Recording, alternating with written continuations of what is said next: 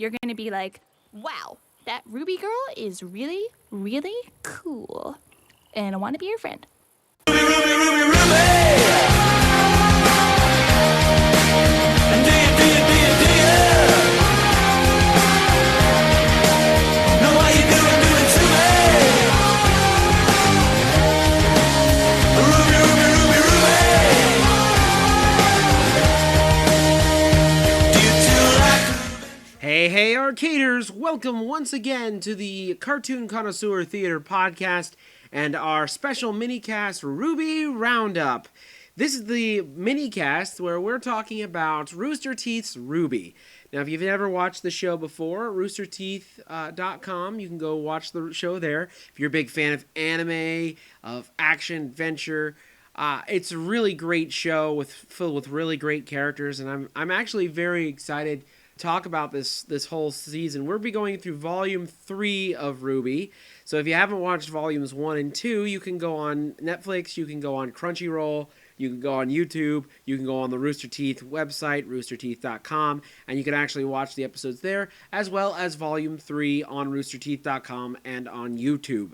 So feel free to do that. So before we get started, though, I do have a quick announcement. Well, actually, several quick announcements. As you know, Cartoon Connoisseur Theater does another mini-cast called Pokemon Rewind, where we go over the Pokemon anime episode by episode. Well, this month, February, we are going to be celebrating the 20th anniversary of Pokemon. And because we are celebrating the 20th anniversary of Pokemon, we have a very special two-part podcast that's coming up starting on the 27th, which is officially Pokemon Day, and we're going to be going over the first movie. In this episode, we're going to have interviews from a few of my friends who really, really love Pokemon and wanted to share with you guys, so I went around and interviewed a few people. But I also want you, the audience, to be a part of this. So if you go on our website, thearcadearchives.com, again, it's thearcadearchives.com, look up the latest Pokemon Rewind podcast, you can actually find the questions, and what we want you to do is we want you to answer these, record yourself using your smartphone, your tablet, or even computer. Nowadays has really easy recording software. We want you to record for about 7 minutes, and also try to keep the language to a PG rating, okay? Because this is a family show, we want everyone to be able to listen to this. Record yourself answering these questions, and maybe a few extra memories that you want to throw in. And if you send it to us at talesfromthegamegrade@gmail.com, again, that's talesfromthegamegrade@gmail.com, we will then put this in the podcast. Now, you have until February 15th to get this done. So make sure you send it to us as soon as you can. Okay? So, another thing, I also do another podcast called The Electric Circus, and it's back. Our latest episode talked about Star Wars The Force Awakens. If you're a big Star Wars fan, check that out. It's me and Raygun, and we talk a little bit about our thoughts about The Force Awakens and what we liked about the movie, what we didn't like about the movie. So please check that out. You guys will love it, right? And hopefully we'll be getting these out once a month, every month, so check those out. Okay? All right. Before we begin, I just want to remind you guys that we are going to be going over the new episode 10 of Volume 3 of RWBY, and we will be going through spoilers. So if you haven't watched the episode yet, please make sure you watch the episode before actually listening to the rest of this podcast. With all that out of the way, it is now time to get into this episode. Now, today's episode is episode 10 of Volume 3 of RWBY, and it's called Battle of Beacon. Just to give you a little bit of a recap from the last episode, we have now got a grim attack because of what happened to Penny, because Pyrrha accidentally killed her because of Emerald and her visions. There was an outcrying and is now called all the Grimm. We also figured out that the White Fang are also helping the Grimm to attack the city and the school. This whole chaotic thing is going on. The army is all in disarray. They're being attacked by both Nevermore and the White Fang. And the stadium where most of the characters were all at is now being attacked by a giant Nevermore. Now, we go back, the first scene of the episode starts off in the fairgrounds. Now, as you remember from the last episode, Weiss and Blake decided to go to a cafe in the fairgrounds and have some tea and coffee. while this was all happening. And they watched the match with Pura on the video screen. But when all this happened, now they're kind of running out, kind of just surprised and not even understanding what's going on right now. They're just in just all kind of chaos right now. Now, right away, Blake pulls out her scroll, which is kind of like their version of an iPhone, and she calls Yang to see how Yang is doing. Now, Yang is running from her dorm outside towards the school and tells Blake that she's okay, that she's fine, but then stops and says, "What about Ruby? How's Ruby? What she's up to? Where is she? I need to know that she's okay." Blake says, "Don't worry, she's our leader, she can take care of herself." Now, being a big brother myself, that's the first thing you kind of worry about when you are in trouble. You kind of worry about your family, kind of worry about your siblings. And you can see it in Yang's face. Now, it takes her a second, and you even see her kind of clench her fist, but she knows Blake's right. She knows that Ruby can take care of herself. Even though she's still worried about Ruby, she kind of runs off. Then she tells Blake, "Hey, I'm going towards the docks where the White Fang is unloading the Grim, and we need to stop them." This surprises Blake. She is just beside herself. You can see the expression on her face. She kind of loses color in her face, too, when she hears the White Fang. Before she could say anything back to Yang, Yang has to hang up because now she's being attacked by the Grim.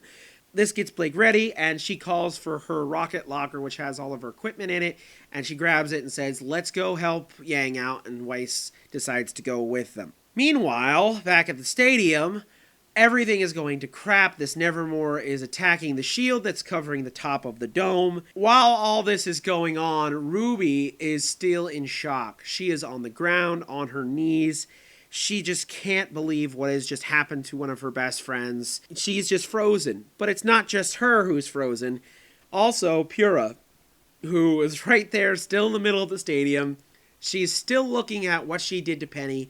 She just can't believe what she has done. She's so in her own world right now that she can't even hear Jean, who is calling out to her, telling her that she needs to move because this Nevermore is about to break through the shield, which it does, and then lands on the ground. As this is happening, Jean jumps out of the seats. He goes onto the stadium floor and runs after Pura. But the Nevermore then brushes them off by doing a huge gust attack, which knocks both of them back. And the Nevermore then starts to try to attack Pura. Now, as this is happening, you see one of Penny's blades that she used go right into the Nevermore's chest. Now, right away, I thought, oh crap, Penny is still alive. But then it pulls back, and you see Ruby has grabbed one of her blades and is using it against the Nevermore to protect Pura and Jean. This is just a really cool scene of her just trying to fight off this Nevermore. But you can see that this Nevermore is huge, and if you remember from way back in Volume 1, it took all 4 of Team RWBY to really just destroy this Nevermore from before. So you know that Ruby is kind of in over her head at this point. Now the Nevermore jumps up, flies out, and decides to try to dive bomb Ruby. But just as the Nevermore's about to hit Ruby, all these rocket lockers come from the top of the stadium and actually knock the Nevermore down to the ground. You have this cool kind of Avengers-looking scene of all the students that we have met throughout the season thus far, and also all of our classic favorites, kind of getting their equipment out of the locker that's right on top of this Nevermore. And you think the Nevermore is dead, but then it starts to move, and all of the students then join together and fight the Nevermore together, and defeat it quite easily, because there's just so many of them. Now, as the Nevermore has been defeated and kind of just disappears, Pura, with tears in her eyes, starts apologizing to Ruby about what she's done, and she just feels so bad. And Ruby just kind of looks at her and goes, "I know it's a terrible thing that happened, but this is not your fault. This is somebody else's fault." And Jean kind of agrees and chimes in and says, "Yeah, we've got to pull ourselves together because we cannot let this happen to anyone else tonight." And so they all have this kind of like heroic moment of, okay, Pura gets up, she grabs her weapons from Jean, and she now is kind of ready to fight. And it's just kind of a great scene. They all hear noises and look up, and you see these new Grim which look really, really cool. I thought at first that they were they kind of look like a cross between a Pegasus and, for those of you who are Harry Potter fans, it kind of looks like an evil-looking hippogriff. But they're called griffins. They look really, really cool. I had to pause it and kind of look at these guys for a second.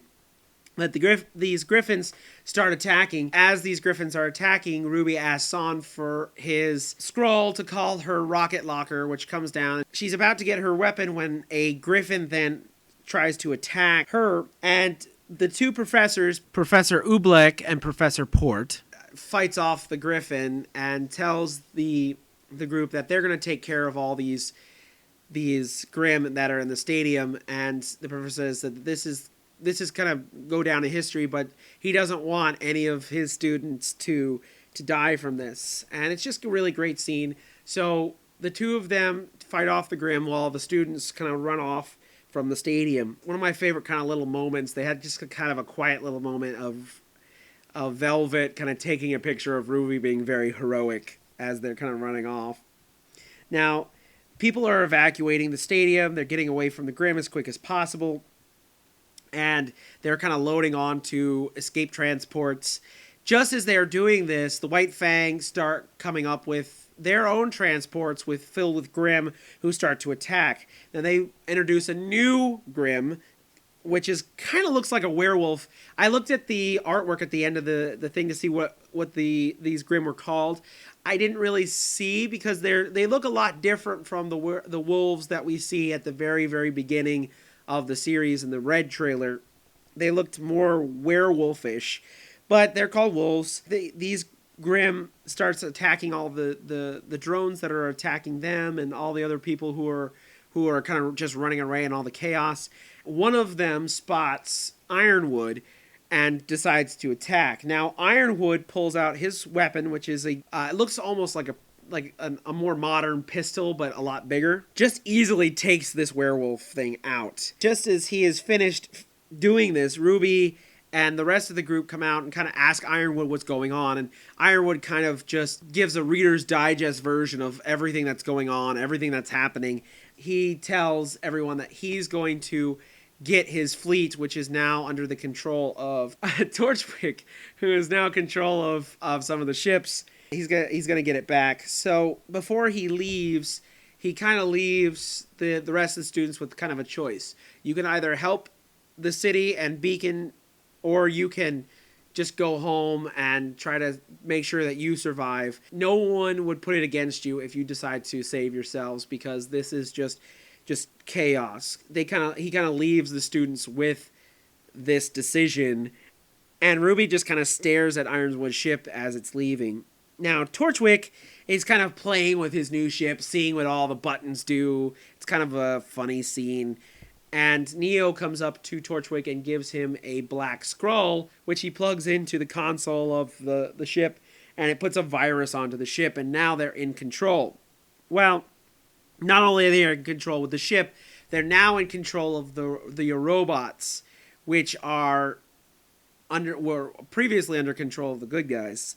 And we get a scene of all the robots now turning on the people that they were helping originally. Weiss and Blake are being attacked by the drones. They're being surrounded. Ironwood's ship is attacked by the drones. Crow and Glenda also being attacked by the drones now. And it's just a scene of all these drones now turning on everybody and kind of just attacking. Now, Ironwood's ship blows up, and RWBY and the group see the ship kind of blow up, and she's just, I'm going to do something about this. So she, much to the dismay of everyone else, jumps off of the transport right back to the stadium, and she jumps on her rocket launcher, her rocket locker, and shoots up to where Torchwick's ship is and lands on top of it. Torchwick hears the bump and tells Neo to go take care of it. Meanwhile, Weiss is easily taking out a lot of the drones. Her speed is definitely huge, and is just taking out wave after wave of drones very easily. And one of the drones shoots her off. She uses a glyph to block it, and the force of the blast knocks her back to where Blake is. And Blake is being attacked by a lot of the White Fang members. One of the members almost gets the best of her, and Weiss jumps in and it saves her from the attack. As this is happening, they see Ironwood's ship fall down to the ground. Weiss looks at Blake and says, "Take care of yourself," and they split apart. Weiss, I'm assuming, goes towards where Ironwood's ship is, and Blake goes off on her own. Now, as Blake is running off, she then goes to the cafeteria and sees Adam, who is actually fighting off some of the soldiers, and just looks at him in shock, and he looks at her back and just says something to the effect of, "Well, hello, love." We're now going to probably get a fight between the two of them, which gets me really excited. We cut to a long kind of scene of just all the characters kind of fighting off Grimm and the robots who are now under the control of the bad guys. And we get the kind of like flight through the city, and then we go right back up to the top of this building where Cinder and her crew are, and they're kind of watching everything transpire. Cinder said that this is a beautiful thing that's going on. And Jade is kind of like, well, I don't know, I kind of actually feel sad for these people. Cinder's like, yeah, whatever. She looks at Mercury, who is kind of recording all of this. Now, why he's recording all of this, I'm not quite sure. Although I may have an idea, but I'm not going to go ahead and talk about it now. She definitely has something more to this whole attack than what happens. She's done talking to Mercury, the ground starts to shake, and she walks off and says, "You don't want to miss what happens next."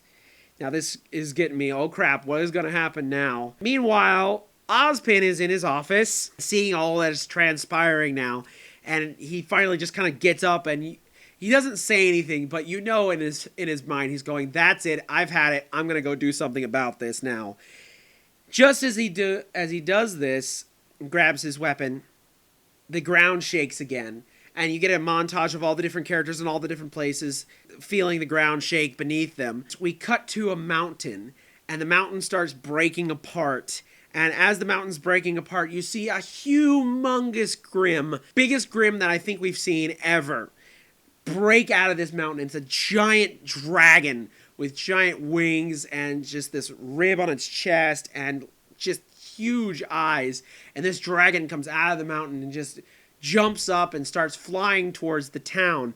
As the dragon is flying towards the town, these spores start coming out of its body, and the spores land on the ground and start creating other Grimm who start then attacking.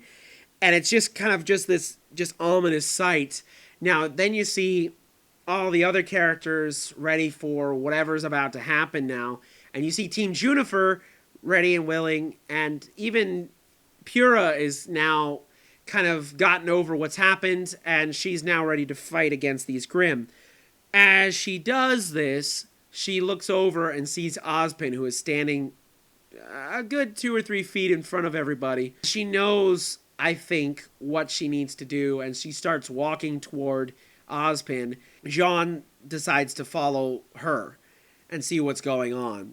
He tells the rest of the team, "Go ahead and keep fighting. I'll be back. I want to see what's going on here." Then we get a long shot of Cinder, who is looking on of all this happening. And that's pretty much it for the episode. End of the scene. We're done. Now we're moving on to the next episode. So, with that, let me go ahead and talk about my pros and cons for this episode. First, my pro. This is such a really awesome episode. If this was a movie, this would be the part of the movie where you get excited for what's about to happen. All this action is happening. Everything that you've set up for the last few episodes is kind of falling down now. But now the heroes are getting into the swing of things. They're getting into the fight, and they're ready now to kind of fight this off. Everything that's kind of happens, everything that's has led up to this moment. I love it. I love it. I really do love it, and I'm very, very excited. Now, it didn't really hit me until I watched this episode how very similar this is to another one of my favorite movies. Now, I already talked about Empire Strikes Back and how this is a very dark tone. This volume has been a very dark tone, very similar to Empire Strikes Back. As I was watching this episode, I kind of was reminded of another movie trilogy that I also enjoy as well, and that's Lord of the Rings. This is very similar in tone to The Two Towers. Even this scene reminded me of kind of the scene where the castle that they were all at is about to be under attack. They're getting everyone ready, and the orcs then attack, and so all of the characters are now fighting off these orcs all at the same time. It was very reminiscent of this, and it really got me excited to see what's coming up next. So I would say that this is very Lord of the Rings-esque. This is very exciting news, and I'm very happy to see what happens. Now for my cons. This is a separate episode. Now as a single episode, this is full with nothing but action. Now I know that this is a volume and this is all together, and I really can't wait to actually see this all together and then kind of see how this is all placed once it's all edited together and it's like one long movie as opposed to single episodes. One of the things that I really, and it's just because of my patience, I guess, is I hate waiting for new episodes to come out. It's probably why I don't buy a lot of comics. I usually wait until they're all compiled in a book before I start reading it, because I want to see when I start reading a story, I don't necessarily like to stop and then have to pick it up. I want to continue to read it until the end. I want to see it through till the end. That was my only gripe for really this episode, is trying to see all this action happening. As a single episode, this is a lot of action. There's not really too much story meat. They did a lot of what I call Avengers scenes with all the characters getting ready, having action poses, kind of having all the characters have their moment to shine. And it was great. It was exciting, and it got me excited to go to the next part. But as a single episode, I wanted kind of a little bit more to kind of see some of the stories that they've been setting up. But I know that once I've seen this as a whole, and yes, by the way, I will let you know now, once this is all put together, I will see the thing as a whole, and we'll do a kind of a finale of this podcast with my thoughts of this as a whole, as opposed to just the separate episodes which we've been going over. So, but I will say that this story is very good. RWBY is very good at wanting to keeping your attention. I know I complained at the beginning of the season that they were taking way too much time to set up, and I know I've said this before, and I've probably said it for the last few episodes. Now you get to see the payoff, and now I'm not actually mad at how long they took to set this season, this volume up, because now I can actually see where we're going and why we took so long to set everything up. So, very excited to see the next episode of RWBY, and I hope you are too. So, before we end this podcast, I want to go ahead and do some more housekeeping real quick. We are part of the Arcade Archives Network. You can go on our website, thearcadearchives.com. Again, it's thearcadearchives.com. Now, if you're listening to us on the site right now, we ask that you comment on this episode, and we want to know what you thought about this episode. If you've watched episode 10 of RWBY, and if you've watched even the series, we want to know what you think. What did you think of this episode? What did you think of the volume as a whole so far? What do you think? Are you a RWBY fan? Have you become a RWBY fan after this season? We want to know. So please leave your comments below. If you're listening to this on YouTube, also do the same. Make sure you comment, let us know, and I will put your comments in the next episode of RWBY Roundup. So please make sure you comment. You can also follow us on Twitter at Arcade A Network. Again, that's at Arcade A Network. Or you can follow me personally on my Twitter account at TailsFTGameGrid. Again, at TailsFTGameGrid. By the way, if you are on Instagram, we also have an Instagram account at the Arcade Archives Network. Just follow that. Just find that. You'll find us. And you can also follow us. We're going to be starting to really amp up the Instagram account.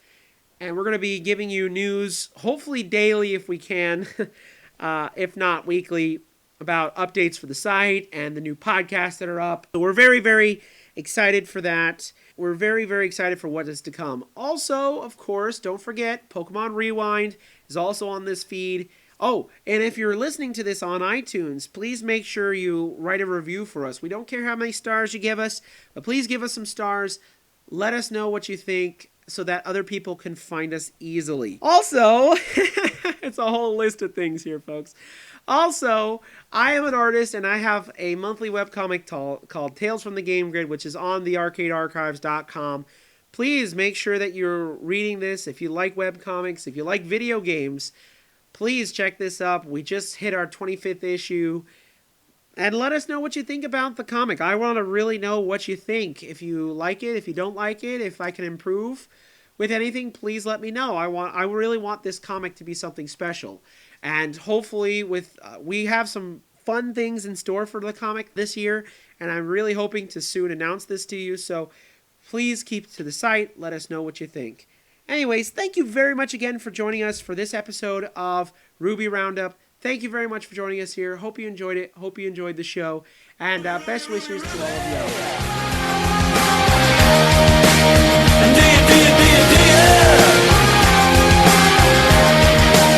Know how you do it to me.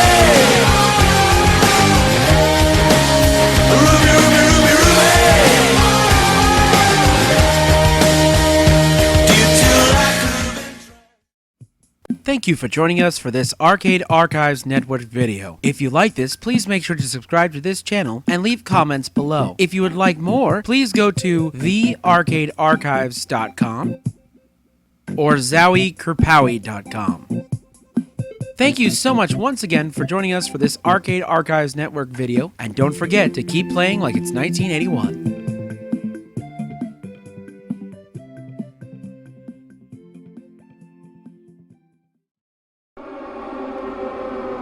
Message from headquarters. This is a Rebellion production and is part of the Arcade Archives Network. That is all.